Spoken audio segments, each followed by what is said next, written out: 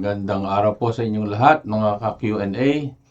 Nako, magulo itong epekto ng bagong policy memorandum na galing sa USCIS. Maraming nagtatanong sa akin na mga nagre-renew ng green card, yung regular green card, saka yung 2-year green card ng mga spouses ng US citizen.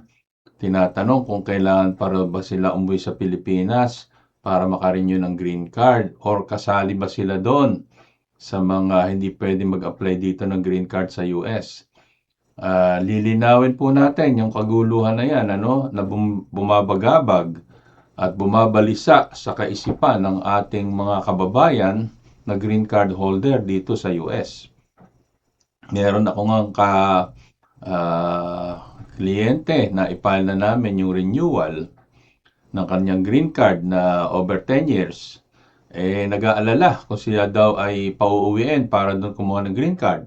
Meron naman akong isa na 2-year green card dahil ang asawa niya ay US citizen, nag-aalala din kung sila daw ba ay pwede pang mag-apply dito ng green card. So, ang sakop lamang po nitong May 21, 2026 Policy Memorandum 602-0199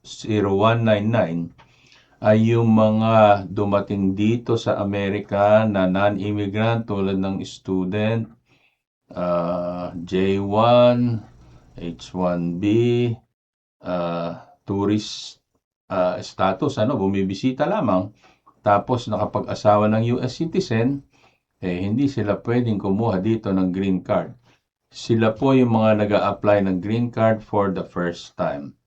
So, yung pong mga nagre-renew ng green card, either yung 2 years or 10 years, hindi po kayo kasali sa bawal kumuha ng green card dito sa Amerika. So, huwag po kayo mag-alala, kayo po ay hindi kasali sa pinagbabawalan na kumuha ng green card dito sa Amerika. Ano po? So, makakatulog na kayo ng mahimbing ngayon, hindi kayo kasali. So, tuloy pa rin po ang inyong application for renewal ng green card.